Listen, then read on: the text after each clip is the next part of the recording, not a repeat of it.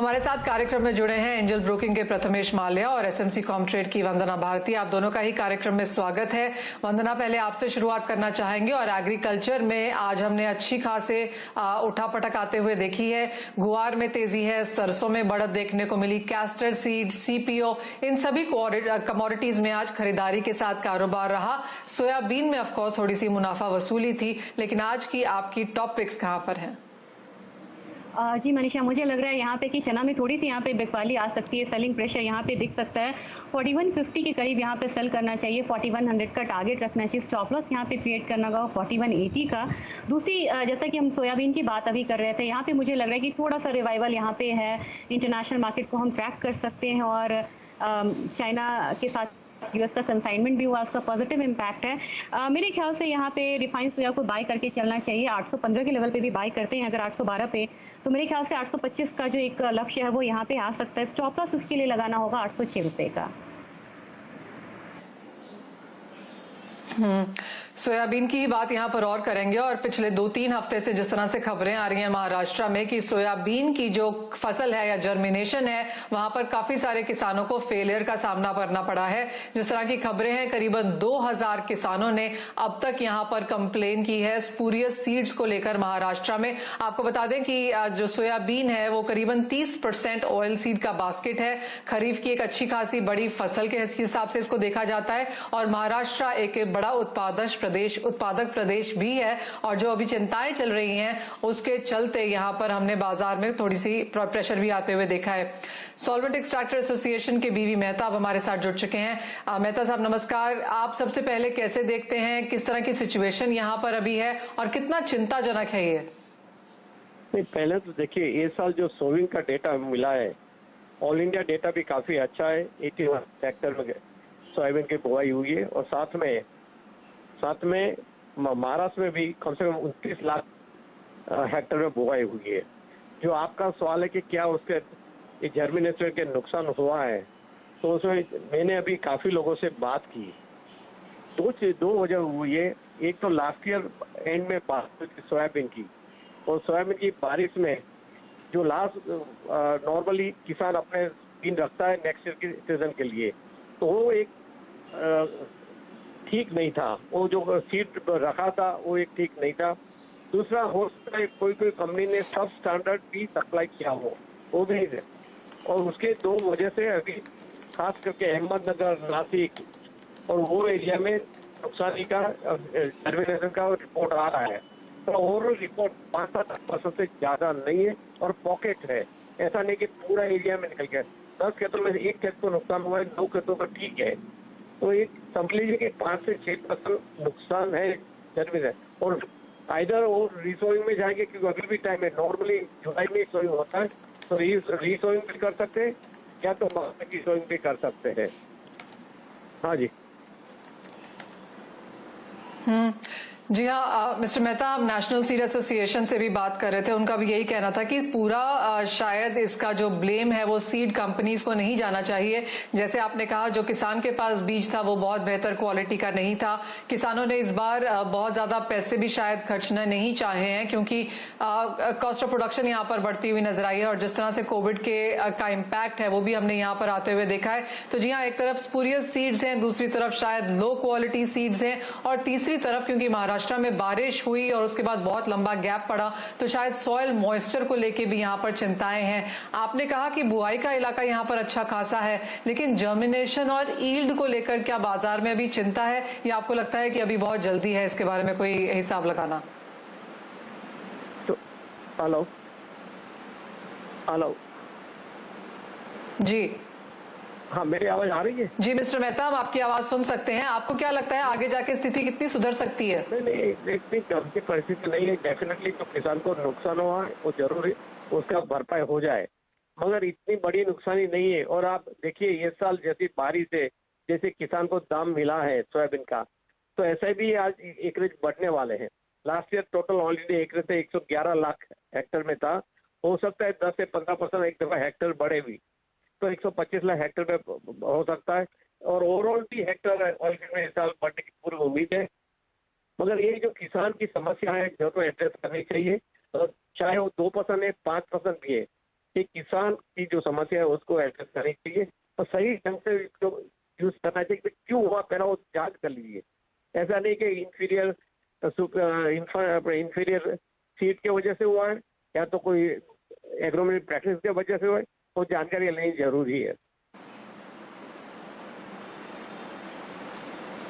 आपका पॉइंट बिल्कुल सही है मिस्टर मेहता कि यहाँ पर पूरी तरीके से जांच होनी चाहिए। आपको बता दें कि ये मामला अब यहाँ पर कोर्ट में है और बॉम्बे हाई कोर्ट की तरफ से सुनवाई इस मामले को लेकर कल यानी कि 7 जुलाई को है, तो क्लियरली इसके ऊपर यहाँ पर एक नजर रहेगी। मिस्टर मेहता, जाते जाते आपसे पूछना चाहेंगे कि क्या लगता है आपको आगे जाके भाव कैसे रह सकते हैं इस सेक्टर में?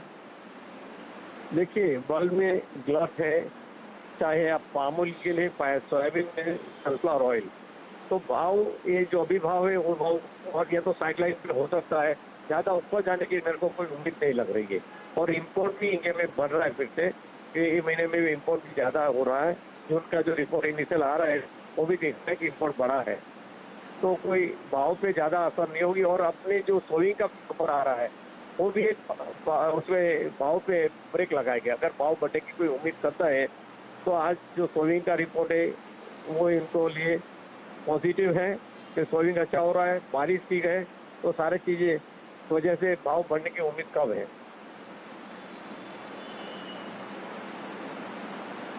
पॉइंट टेकन मिस्टर मेहता, बहुत शुक्रिया हमारे साथ जुड़ने के लिए। तो क्लियरली इस बार 10 से 15% बुआई का इलाका ज्यादा होने की बात की जा रही है।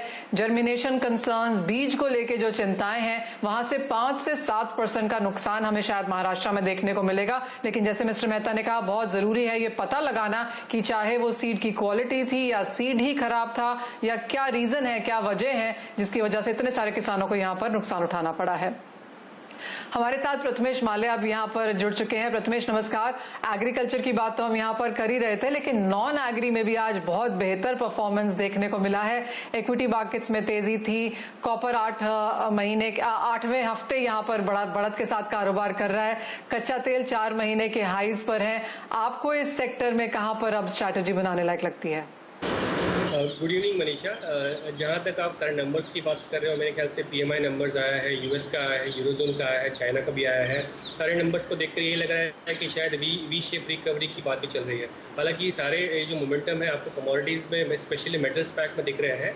बट अगर मुझे इन कमोडिटीज़ में अगर पिक करना है तो मैं फर्स्ट कमोडिटी पिक करूँगा क्रूड में। क्रूड में जो है मोमेंटम जारी रह सकता है ऊपर में 3120 तक के लिए। मेरे ख्याल से क्रूड को बाय करना चाहिए 3020, 3030 के आसपास। स्टॉप लॉस लगाना चाहिए 2940 का। ऊपर में टारगेट 3120 के लिए रहेगा। वैसे ही गोल्ड में भी पॉसिबल मोमेंटम बाहर रह सकता है। काफ़ी अच्छा करेक्शन हुआ है पिछले 2 ट्रेडिंग सेशंस में। मेरे ख्याल से वापस एक मौका मिल सकता है गोल्ड ट्रेडर्स के लिए। 47,800 के आसपास एंट्री पॉइंट ठीक रहेगा। अगस्त कॉन्ट्रैक्ट में 47,550 का स्टॉप रहेगा। ऊपर में 48,200 के टारगेट रहेंगे। प्रथमेश, ओवरऑल मेटल्स पैक में आप इसे अब कैसे देखते हैं? क्योंकि एक तरफ तो यहाँ पर कोरोना के जो नंबर्स हैं वो दिन ब दिन बढ़ते चले जा रहे हैं। WHO की रिपोर्ट के हिसाब से हमने रिकॉर्ड नंबर्स यहाँ पर 24 घंटों में बनते हुए देखे, लेकिन बाजार क्लियरली यहाँ पर स्टिमुलस मेजर्स को देख रहा है। इक्विटी मार्केट्स में रनअप भी शायद हमने इसी वजह से आते हुए देखा था। कॉपर में अच्छी खासी बढ़त है, एल्यूमिनियम, निकल में अच्छी खासी तेजी आज देखने को मिली है। तो ओवरऑल मेटल सेक्टर में अब किस तरह का रुझान लगता है? यहाँ से अब क्या फंडामेंटल्स आप वॉच करेंगे? I think Manisha, central banks clearly अपना जो काम है वो कर रही है। I think easing is the only way. जहाँ पे वो जहाँ इसके पहले भी रिसेशनरी सिनेरियो में उन्होंने यही उपाय जो है साबित समझा था। मेरे ख्याल से ये सिनेरियो भी वैसे ही रहेगा। और ये जो इजी लिक्विडिटी सिनेरियो है, ये मेरे ख्याल से रिस्क ऑन मोड में पॉसिबली पुश करेंगे एसेट्स को, और उसी सिनेरियो में मेटल्स परफॉर्मेंस वहाँ पे दे सकता है। हालांकि रियल डिमांड डिस्ट्रक्शन और रिकवरी, ये दोनों सिचुएशन कैसा हो सकता है आने वाले 6 महीने में, वो अगेन एक क्वेश्चन मार्क है। बट फिर भी सारे मेटल्स को देखकर ऐसा लगता है कि मोमेंटम जो है वो काफ़ी अच्छा बन सकता है। मैन्युफैक्चरिंग नंबर्स स्पेशली चाइना की तरफ से जो आए हैं, मेरे ख्याल से अगर आपको एक कमोडिटी को पिक करना है, मेरे ख्याल से वो कॉपर को ही पिक करूंगा मैं। नेक्स्ट पॉसिबल मोमेंटम यहाँ में 469, 470 तक कॉपर के टारगेट लगते हैं।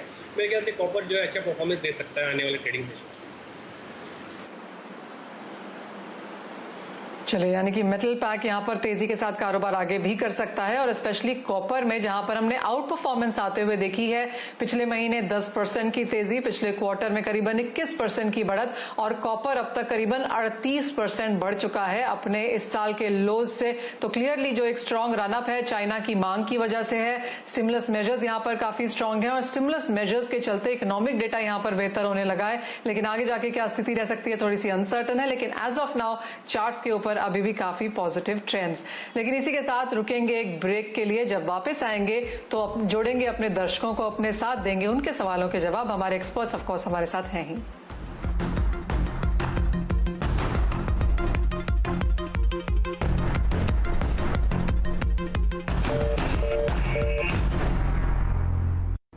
India has done something phenomenal. 343 of the country's 720 districts are still COVID-free.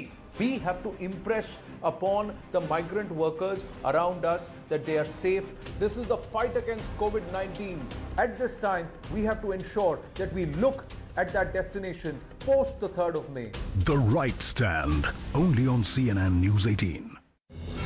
एक आवाज जो कभी दबती नहीं। तो वो चैनल नहीं है जहां पे बीच बीच में बोल के शोर मचा के आप डिबेट करें। एक आवाज जो सामने लाती है असली मुद्दे। हम क्या इस स्थिति में देश को ला पाए हैं कि हम लॉकडाउन से बाहर आएंगे?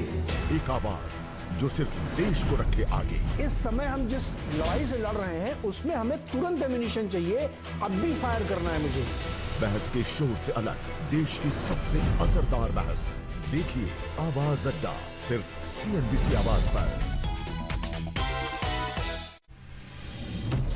पहली चाल, शानदार रणनीति, बदलेगी आपकी किस्मत। मार्केट की हर बाजी होगी आपकी, जब तैयारी होगी पूरी। देखिए पहला सौदा, सिर्फ CNBC आवाज पर। के प्रायोजक है फॉर्च्यून चक्की फ्रेश आटा, सॉफ्ट रोटी का वादा और stocks card, a new age discount brokerage.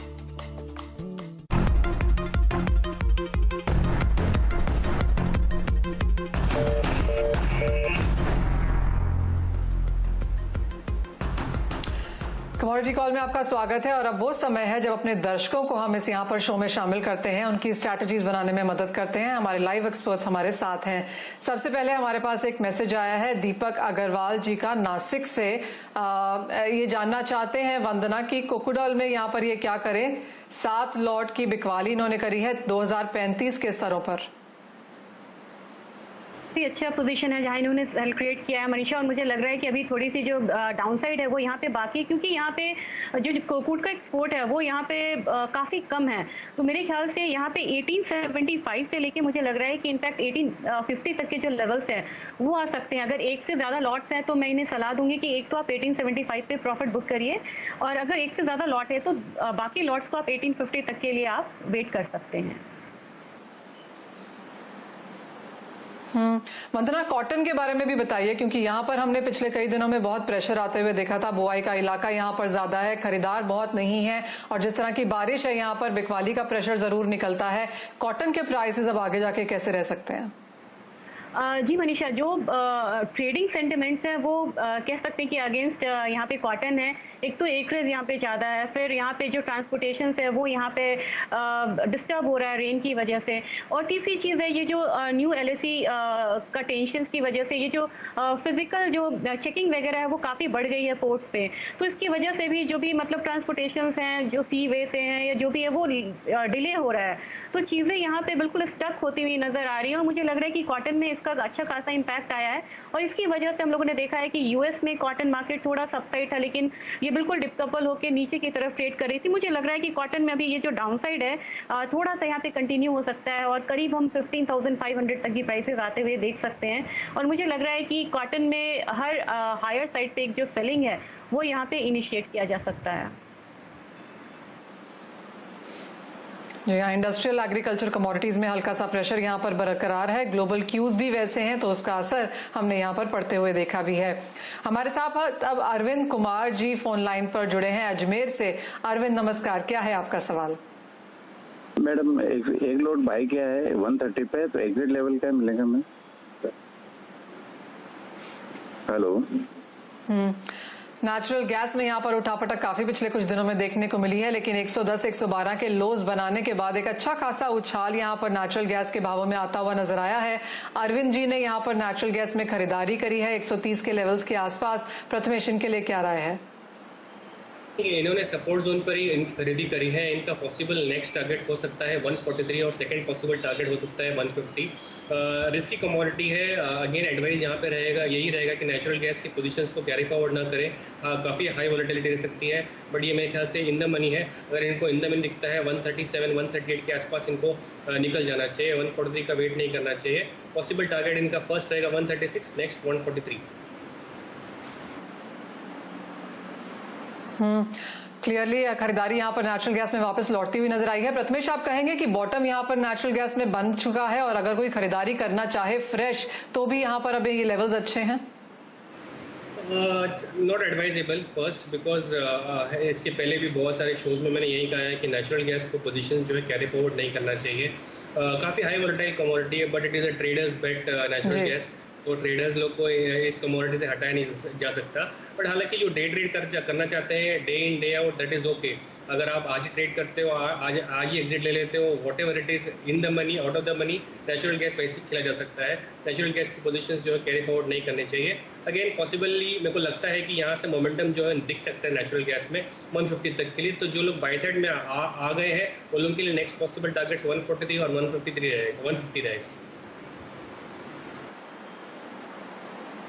Point taken. तो यानी कि यहाँ से कुछ और बढ़त नेचुरल गैस में आ सकती है, लेकिन कमोडिटी छोटी है, वॉलेटाइल है, पैसे बना के देती है लेकिन तोड़ती भी है, तो बहुत ध्यान से आप यहाँ पर कारोबार करें। हमारे साथ अब अमन नामदेव जुड़े हैं इंदौर से। अमन, नमस्कार, क्या है आपका सवाल? मैम, मेरा 462.85 से कॉपर सेल है 2 लॉट्स और सिल्वर सेल है मेरा 46,000 से 5 लॉट्स। मैम समझ नहीं आ रहा क्या करना चाहिए। बिकवाली करके काम किया है कॉपर और जी अमन ने यहाँ पर बिकवाली करी है कॉपर और चांदी दोनों में ही। कॉपर में तो अच्छी खासी बढ़त उसके बाद हमने आते हुए देखी है। जहां तक चांदी की बात है 46,000 थोड़े से नीचे के स्तर हैं। प्रथमेश, इन दोनों के लिए ही अमन के लिए क्या राय है?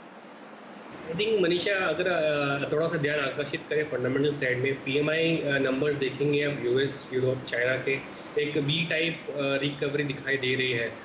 ऑल ऑफ अ सडन जो नंबर्स है वो बाउंस हो गए हैं लास्ट 2 मंथ्स में, और इसी रिकवरी का जो इम्पैक्ट है वो मेटल्स का खासकर में दिख रहा है। तो मेटल्स में मेरे ख्याल से मोमेंटम जो है वो वापस थोड़ा सा ऊपर तक रह सकता है।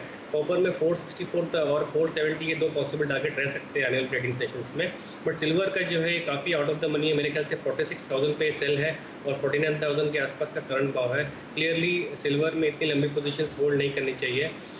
हालांकि इनको पॉसिबिलिटी मिल सकती है एक बार के लिए 48,000 के लिए, तो वहाँ एग्जिट करना चाहे तो एग्जिट कर सकते हैं। But clearly out of the money है। इनको पोजिशंस जो है सिल्वर को इतना टाइम तक नहीं होल्ड करना चाहिए। एक्चुअली यही राय हम बार बार अपने सभी कॉलर्स को देते भी रह रहे हैं कि आप बहुत लंबी पोजीशंस फिलहाल होल्ड करके नहीं चलिए, क्योंकि अनसर्टेनिटी बाजारों में बहुत ज्यादा है। किसी दिन कोविड का केस अगर आ गया और अगर हमने वैक्सीन की खबर आते हुए देखी या फिर किस तरह का इकोनॉमिक डेटा है, उसका बहुत बड़ा इम्पैक्ट यहाँ पर इक्विटी मार्केट्स पर और कमोडिटीज पर सीधा सीधा देखने को मिलता है। और काफी हद तक वही हाल करेंसीज का भी है, जहां पर रोजाना काफी ज्यादा उठापटक है। हमारे साथ अब धीरज जी जुड़े हैं सिरसा हरियाणा से। धीरज, नमस्कार, क्या है आपका सवाल? नमस्कार मैम। मैम मेरे पास ग्वार सीड प्लस है 3670 से, और RM सीड प्लस है मैडम अगस्त की 4700 से। इसके बारे में जानना चाहता हूँ मैम। ये खरीदारी करी है इन्होंने? जी धीरज, आपने यहाँ पर खरीदारी करी है। हम वंदना से राय ले लेते हैं कि आपको कब तक यहाँ पर होल्ड करना चाहिए। वंदना, गुआर और सरसों दोनों में यहाँ पर खरीदारी की हुई है, आगे का बाजार आपको कैसा लगता है? एक अपसाइड मोमेंटम यहाँ पे ग्वार में आज देखने को मिला है। मुझे लग रहा है कि थोड़ा सा यहाँ पे कंटिन्यू हो सकता है। करीब मुझे लग रहा है कि 3720 तक प्राइसेस आ सकते हैं। बहुत लंबा टारगेट यहाँ पे मैं अपसाइड में दे नहीं सकती हूँ, तो इनको 3720 3730 तक को ध्यान में रखते यहाँ पे प्रॉफिट बुक करना होगा। दूसरी कमोडिटी इन्होंने मस्टर्ड के बारे में बोला है। मस्टर्ड मुझे लग रहा है कि एक बार जो जुलाई कॉन्ट्रैक्ट है वो यहाँ पे थोड़ा सा और भी बुलिश हो सकता है। 4817 के करीब आ रहा है। मुझे लग रहा है कि 4850 तक यहाँ पे प्राइसेस जो है आ सकते हैं। लेकिन उसके बाद जब भी हम देखते हैं कि नैफेड या हैफेड स्टॉक्स रिलीज कर रहा है मार्केट में, ओपन मार्केट में, तो एक करेक्शन आते हुए देखते हैं और वो जो रेंज होता है नीचे में 4600 से 4650 का होता है। तो इसको ध्यान में रखते चलना होगा कि 4850 4860 के करीब अपना प्रॉफिट को बुक कर ले। दोनों बाई पोजीशन है और दोनों मुझे लग रहा है कि इन द मनी यहाँ पे ऑलरेडी है और मुनाफा दे के जाना चाहिए। चलिए धीरज, आपके लिए तो बहुत अच्छा दिन निकला है क्योंकि दोनों ही कमोडिटीज में बढ़त है, आगे जाके तेजी भी रह सकती है। और सरसों उन्होंने अगस्त कॉन्ट्रैक्ट खरीदा है लेकिन वहां पर भी बढ़त की ही उम्मीद है, तो इन द मनी है आप और अपना ये ट्रेड आप यहाँ पर एंजॉय करिए। हमारे पास एक SMS आया है भोपाल से दिग्विजय सोनी जी का। ये जानना चाहते हैं कि सोने में क्या ये निवेश का अच्छा समय है, क्या ये यहाँ पर डिप्स की खरीद वेट करें, क्या 45,000 के लेवल्स यहाँ पर फिर से देखने को मिलेंगे? प्रथमेश, इनके आप क्या कहेंगे इनको? आई थिंक इंडियन इन्वेस्टर्स जो है फिजिकली गोल्ड को स्पेशली एज एन एसेट के तौर पर खरीदना विश्वास करते हैं। हालांकि ये टाइम ऐसा है जहाँ पे लॉकडाउन सिनेरियो में स्पेसिफिकली आपको फिजिकल बाइंग जो है वो ऑलमोस्ट नील हो गई है। तो मेरे ख्याल से इस टाइम पे अगर कोई लंबा इन्वेस्टमेंट है तो वो सोवरेन गोल्ड बॉन्ड्स का है, उसमें आप लंबे समय तक निवेश कर सकते हो। बट फिजिकली अगर आप गोल्ड खरीदना चाहते हो 48,000 49,000 for a physical purchase looks to price too high for buying. But again need based है, अगर आपका नीड है ज्वेलरी का या फिर मैरिज का, then there is no option, you need to buy irrespective of the price.